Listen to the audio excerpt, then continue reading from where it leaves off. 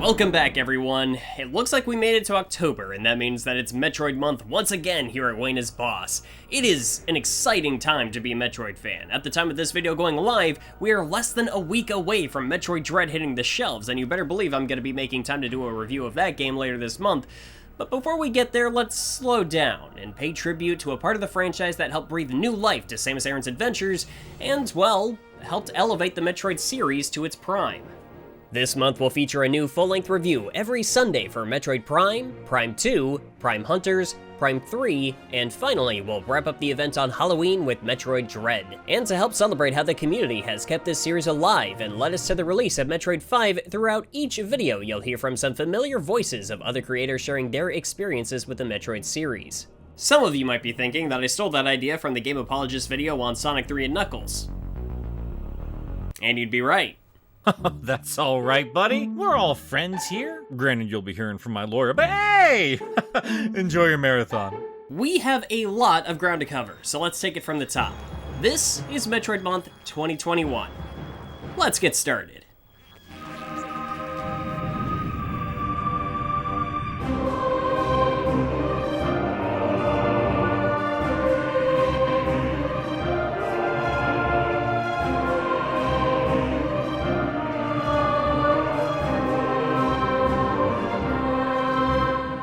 Last year, while we were talking about Metroid Fusion, I mentioned the pretty significant time gap between releases after Super Metroid came out. 8 years was a pretty long time to wait for a follow-up to a game people still adore to this day, but their patience was rewarded with the release of not one, but two brand new Metroid titles on the exact same day. But while it was Fusion's job to follow up the narrative and format of Super Metroid, this entry on the GameCube was meant to open up the franchise to many more possibilities in not only the locations and events the series could explore, but also in its mechanics. This game is set much earlier in the timeline than its GBA brother, taking things back to the events between Metroid 1 on the NES and Metroid 2 on the Game Boy. Everything in the Prime games, mainline or otherwise, is set in this time period, and I like this because I think it opens up the door to so much more material that can take place before some of the more dramatic shifts games like Fusion or Dread come packaged with. But of course, there was something else much more jarring about Prime that definitely didn't go unnoticed. Let's not forget, Samus was kind of left behind while all the cool kids were getting their fancy new setups in the Z-axis, and when the first 3D Metroid game was coming right off the heels of Halo Combat Evolved, this sudden shift to a first-person perspective was worrying to some. We had this inexperienced American team working on this new Metroid game after such a long hiatus for the series with some crazy behind-the-scenes stuff going on. The development of this title was very troubled, and there's enough history there to take up its own video. And actually, it already has, so you can check out Matt Mint Muscles' What Happened video if you dare to look further down that rabbit hole. But even on the surface, there were a lot of gears turning here, and not in the direction most longtime fans were happy with. Were they trying to turn Metroid into some kind of action shooter situation? That's not what Metroid's about. And oh boy, did Retro Studios agree. There were a lot of odd choices made for Metroid Prime during its development, but they were all working towards different goals than a lot of people were expecting at the time. And time has been weird to this game. While the days leading up to its release were riddled with worry, doubt, and uncertainty, the reputation that it's held onto after that has been that of a masterpiece. Some people even say that this is the best game on the GameCube or the best game in the series, but how well do those notions actually hold up? Spoilers ahead, this is Metroid Prime.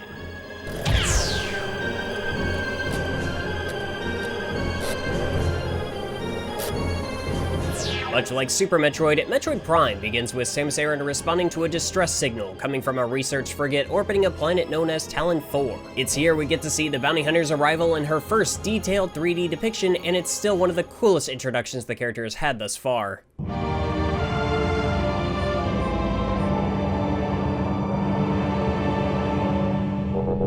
From here, you can get acquainted with the controls, and some of you may have noticed that, no, I did not record this playthrough with the GameCube version. For the sake of a 16:9 aspect ratio and some somewhat cleaner footage, I am playing this on the Wii version with the Metroid Prime Trilogy Collection. Obviously, this adds motion controls, which I'm usually not a big fan of, but I find they work particularly well for this game. On the GameCube, the C-stick, which would normally be used as a right analog stick for moving the camera, is used for another mechanic we'll get into later, so the left analog stick is used for both both movement and observation or aiming your arm cannon. You can use the stick to walk around or hold the R button to stand in place and aim your arm cannon in any direction in case you need to point at something specific or get your bearings. You can also hold the L button to lock onto enemies so you can move around during battles and dodge incoming fire without having to stand in place while you shoot at them. Now, on the Wii version, use the analog stick to move around and just point the Wii remote in the direction you want to look or shoot at. Again, I normally hate motion controls, and I think the GameCube controls feel just fine if that's the version you want to use, but for me,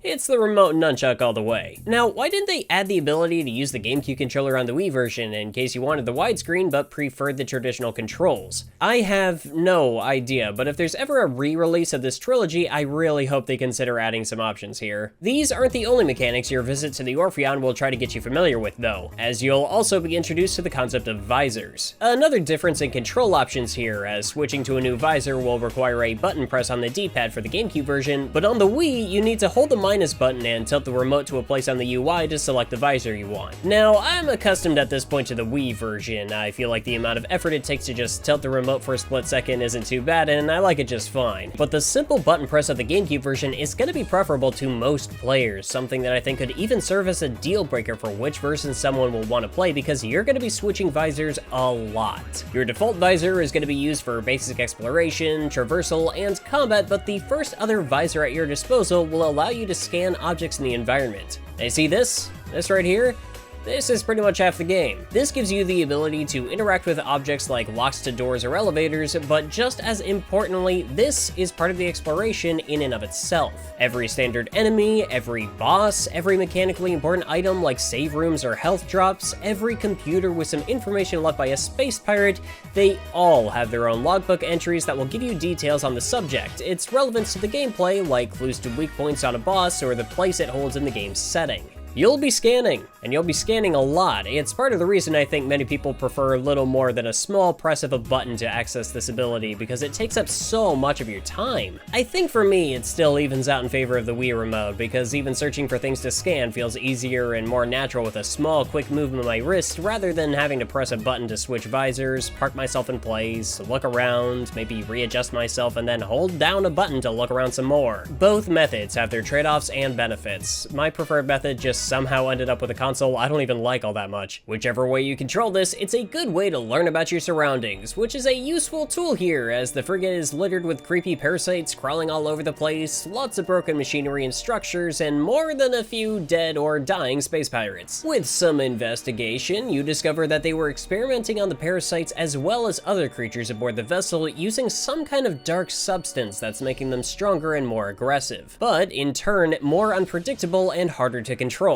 Yeah, they got out. Once you discover the Parasite Queen and take her out, she falls into the frigate's reactor, and a series staple has already made its return, the good old self-destruct sequence. Samus has to hightail it out of there, but not before encountering Meta Ridley, the original space dragon you spanked in either the first game on the NES or Zero Mission, whichever you prefer, and yes, there's a correct answer, who's been outfitted with some cybernetic enhancements that are keeping him alive after the beatdown you gave him. You also get a cold splash of reality, as you might be thinking, I sure do have a lot of items and abilities at my disposal right at the beginning of the game, only to discover that despite the insane level of shenanigans Samus has been up to on a daily basis, all it takes is a well-placed explosion and a knock upside the head for her suit to malfunction and put all of your upgrades back to square one. And jokes aside, I do get it. With the way Metroid games are structured, finding new abilities and items throughout the game, becoming stronger and gaining access to new areas is part of the fun. It's a really stupid excuse to rip all this away from Samus narratively, but in terms of gameplay structure, this was probably the best way they could figure to handle things. Still, you have enough to narrowly escape to your ship and follow the fleeing Ridley down to the surface of Talon 4, where the real adventure begins.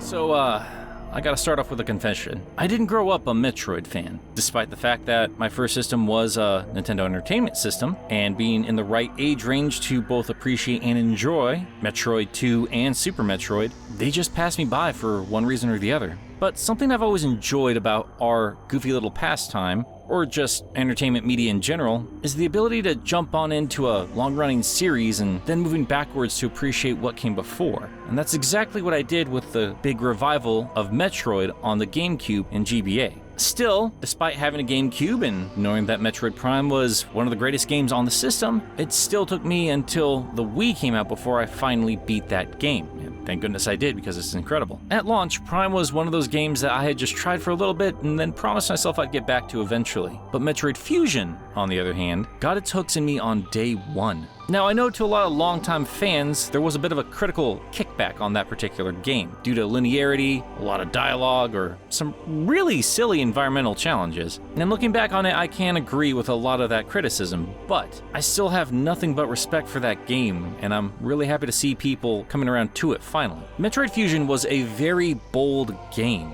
Samus's new suit was really unlike anything I had ever seen from that series, and it was the first time, growing up alongside it and never really jumping in, that it really caught my eye. And the premise was really interesting. You're taking on a souped up Super Samus? Are you kidding me? That's incredible. Metroid Fusion was trying to be bold and new while respecting what came before, and it literally had you fight the legacy of the series in the SAX, constantly fearing the power of what came before, but eventually learning that you can not only stand up to it, but in some ways surpass it. Yeah, you do lose a lot of the intimidation factor of the SAX on a repeat playthrough, knowing that it isn't actually around every corner, but instead in certain spots. Regardless, it still stands up as a fantastic game and a great introduction to the series. I really don't know if I would have had the patience for Metroidvania style games without my introduction to this game. From here, I got to look backwards into the franchise and fall in love with games that my contemporaries had loved for years at that point. I was excited for Zero Mission as it came out. I finally played Castlevania Symphony of the Night because of that game. I have to thank Metroid Fusion for not only letting me fall in love with a franchise, but with an entire genre, and I couldn't be more thankful.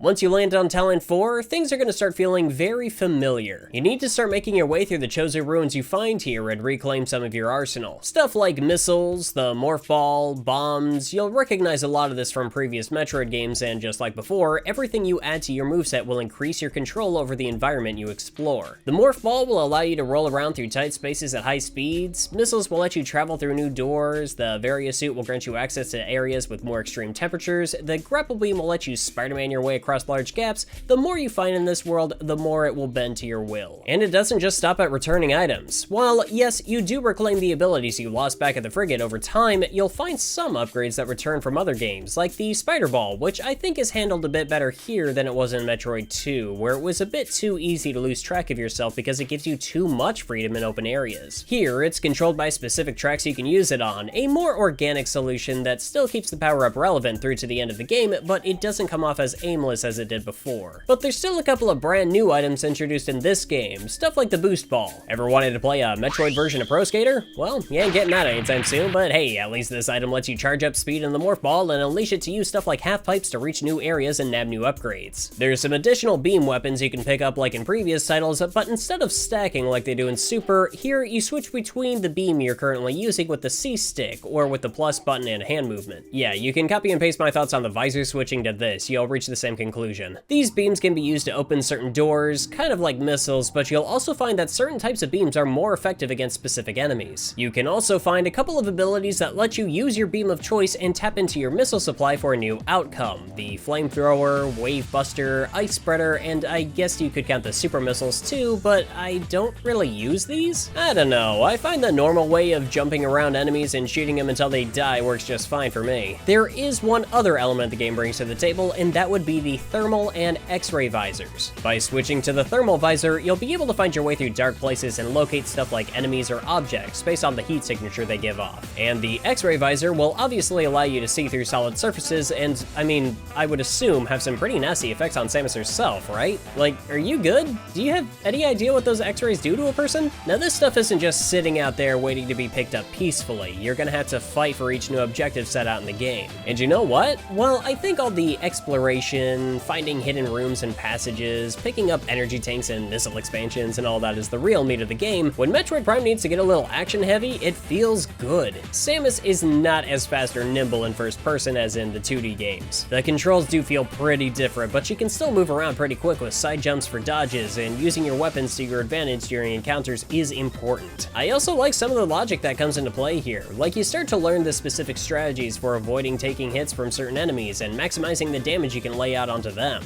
It feels like you're rewarded for really getting to know your enemies and familiarizing yourself with their movesets as much as your own. I'd say this is handled well for bosses too. Some of these guys take a second or two of thinking before you put together how to take them out, but others have some more complex solutions. And then some of them are just awesome. Like Thurdus, this giant bundle of rocks that comes to life to whack you into the next Nintendo Direct. This guy is just so cool. I think the only boss encounters I'm not too crazy about are some of the earlier ones, like the Hive Mecha and the Incinerator. This one is just kind of dull in its concept, and the other is annoying with how much you gotta circle around and find which wasps are stopping to take a jab at you, and you have to be quick enough to hit them before they hit you. But I guess if you have to have some weaker bosses, it's better for them to be placed towards the beginning. But man, the main attraction here is really between all of these big set pieces, and that would be the very world you're exploring. It starts as soon as you arrive, with a soft rendition of the Brinstar theme from the original game playing to help set you in the mood. The light rain dusting over the environment, the vivid colors, particles, the music, the sounds and sights,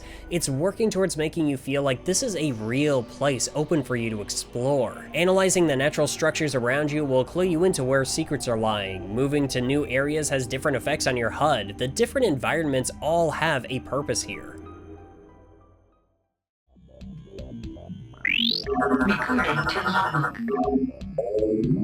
Metroid Prime 1. This is the second Metroid game I actually played, and this game is my favorite of the Prime trilogy, hands down. It's a game that I can pop in today and just exist in for an extended period of time.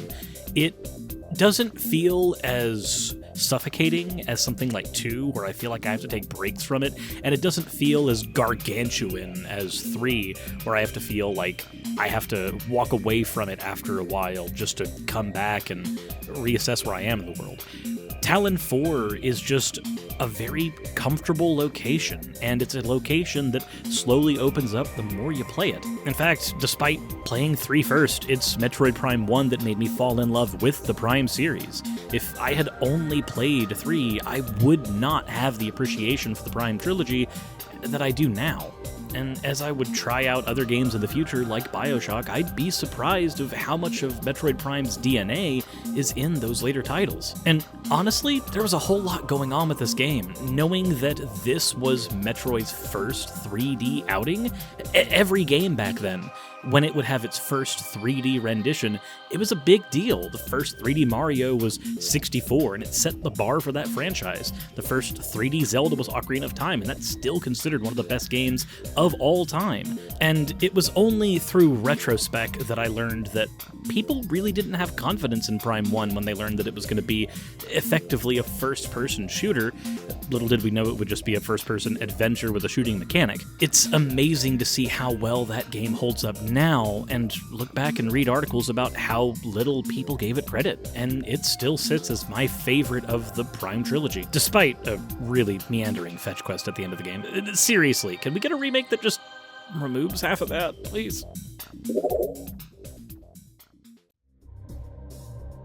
A detail I love is how the environment adjusts to your familiarity with it, and I don't just mean that you're finding new goodies the more you explore, but on return trips to old locations, the music will shift to something a bit more grounded, showcasing how your adventure is progressing even if you're going back through previous areas. That does call one issue to attention though, and that would be the backtracking. Sure, Metroid games and other titles in the subgenre are pretty well known for this, but I swear Metroid Prime has some of the heaviest use of backtracking in the franchise, and a lot of that is really forced on the player. Many of the other games in the series benefit from multiple playthroughs, where you can learn to maximize the time you spend in each location to decrease the backtracking and reward you for learning the planet's secrets. Prime handles this benefit in a slightly different manner, as I think there's some benefit to learning how this world works and familiarizing yourself with the layout of each area, but just due to how certain blockades and obstacles are laid out, you don't have a choice but to move back and forth a lot to get where you need to go. Hey, you like Magmar Caverns? Well, I sure hope so, because you're going to be trekking back through it constantly in this adventure. Get used to that red hue. Now don't misunderstand me, I love this world, and I've only come to love it more as I've learned new ways to travel around it, but it's hard to ignore that this structure can feel like padding at times, and the process of traveling around can feel much more tedious than it needs to. But these moments of frustration are often fleeting. While it does have you moving around in familiar directions rather often, it at least feels like something worthwhile is waiting on the other side. As you become more powerful and able to scour through more and more of Talon 4's world, you also discover discover more about what the Space Pirates have been doing here and what their plans are. As you've been seeing remnants of the Chozo littered throughout the planet's surface, you can discover text where they've left behind parts of their lore, and another reason why the scan visor is so important to this game. Discovering even the main plot of this game is dependent on how much work you're willing to put into finding answers to the many questions this world poses, and finding Chozo lore and research logs from the Space Pirates sheds light on Talon 4's history and the effects of something known as Phazon. Roughly 50 years before the game starts, the Chozo were living on this planet until a meteor crashed into the world and brought with it the dangerous substance called Phazon and a creature that has been feeding on it to grow more powerful. As Phazon begins to spread from the impact crater created by the meteor, it starts to destroy and twist everything it touches. What it doesn't kill, it corrupts, and the Chozo on this planet eventually fall victim to its influence. They were, however, able to seal the entrance to the impact crater to keep the creature inside at bay and reduce the amount of Phazon that was able to escape. Of course, at some point or another, the Space Pirates found the planet and discovered the Phazon, as well as its potential as a means to create deadly bioweapons energized with the stuff. Treading through their facilities on Talon 4, you can find their bases and mines, locations where they've been attempting to extract Phazon and using it to their bidding, infusing it with all manner of creatures and weapons, even corrupting their own troops to create some more fearsome soldiers, even going as far as to experiment on Metroids? Oh, right, this is before Metroid 2, so we haven't gone on that genocidal murder spree yet. But yes, the Space Pirates got their hands on Metroids again and haven't wasted any time trying to get them combat ready, but as you can imagine, these already being one of the most dangerous organisms out there really shouldn't be made more powerful by this stuff, but as it turns out, that's already happened long before this. That powerful creature feeding off Phazon in the impact crater, the one the Chozo have been trying to imprison, well, it turns out it's actually a heavily mutated and corrupted Metroid. One on a mission to feed and spread its Phazon as far as it can, a being known as Metroid Prime. Obviously, the Space Pirates are trying to get a hold of this thing. If it's a bad idea, they're all about it. And speaking of bad ideas, how about the final stretch of this game, huh? I guess I'm getting ahead of myself just a tiny bit here, but yeah, you eventually descend deep enough into the Phazon mines, tussle with this Omega Pirate here, and stupidly just stand in front of it while it collapses on you. Luckily for Samus, the modified Phazon from the pirate ends up fusing with her power suit, resulting in the Phazon suit, which will make her immune to damage from pools of Phazon, a helpful item for taking a stroll through the impact crater and the source of the Phazon to begin with. But wasn't the impact crater sealed away by the Chozo? Why, yes it was. And the method of breaking that seal is with the use of 12 Chozo artifacts that are hidden around the world of Talon 4. You have to go around looking for these things before you can access the final area of the game, and this right here is what comes to mind when I try to recommend this game to someone. It's not like it's the worst mechanic in the world, mind you. On paper, I like this idea quite a bit. It's one of the ways the game tries to reward you for gaining a more intimate understanding of this planet. On this playthrough, you know how many Chozo artifacts I actually needed when it came time to go open up the way to the impact crater? 2.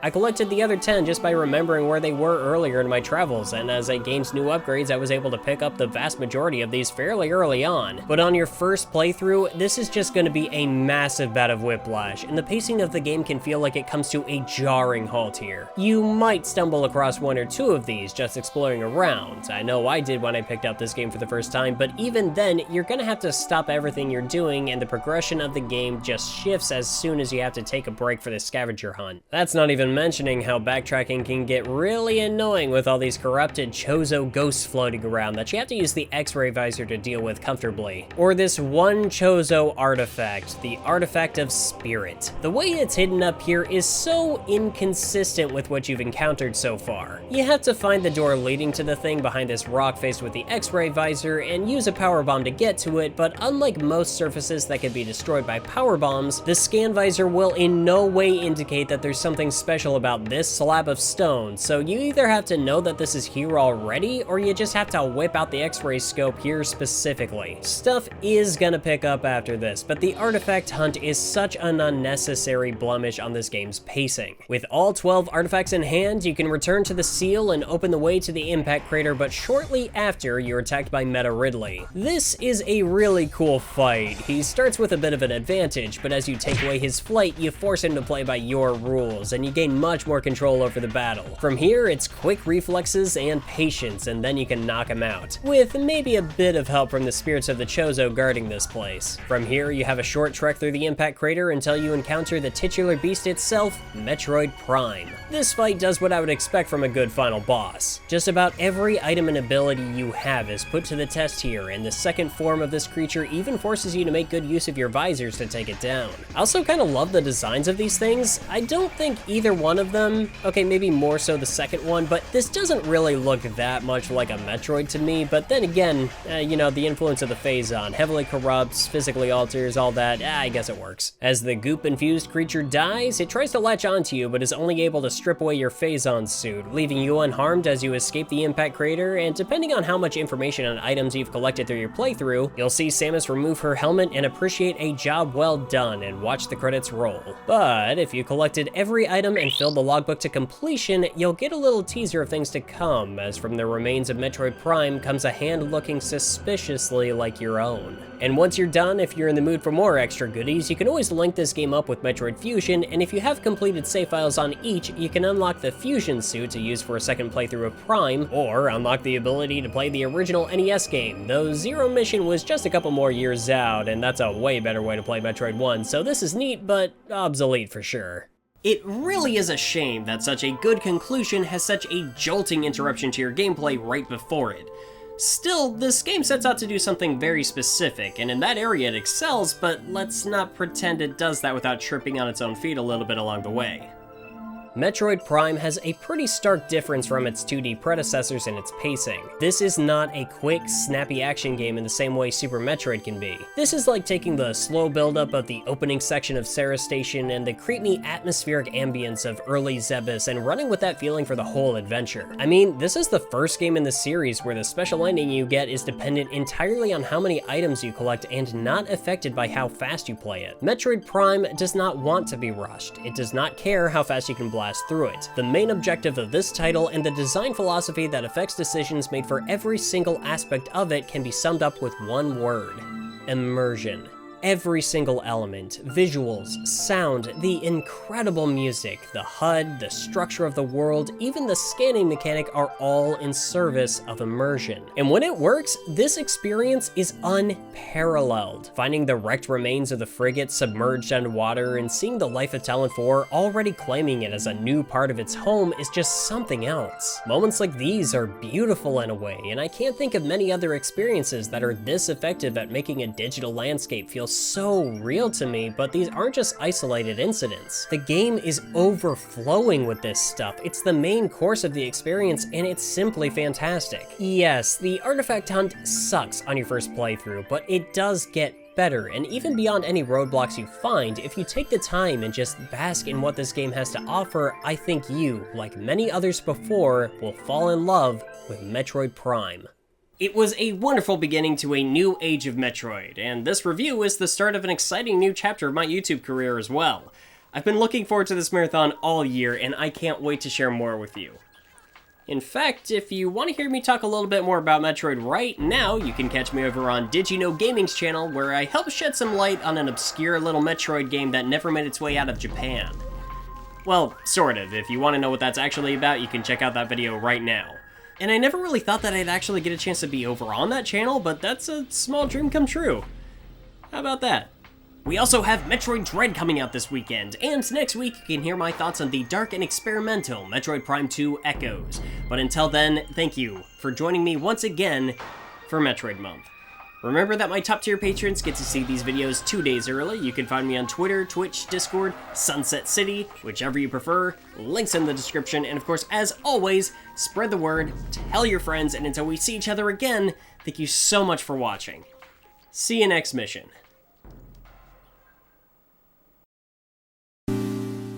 Hey there everyone, welcome back. That was a very long recording session.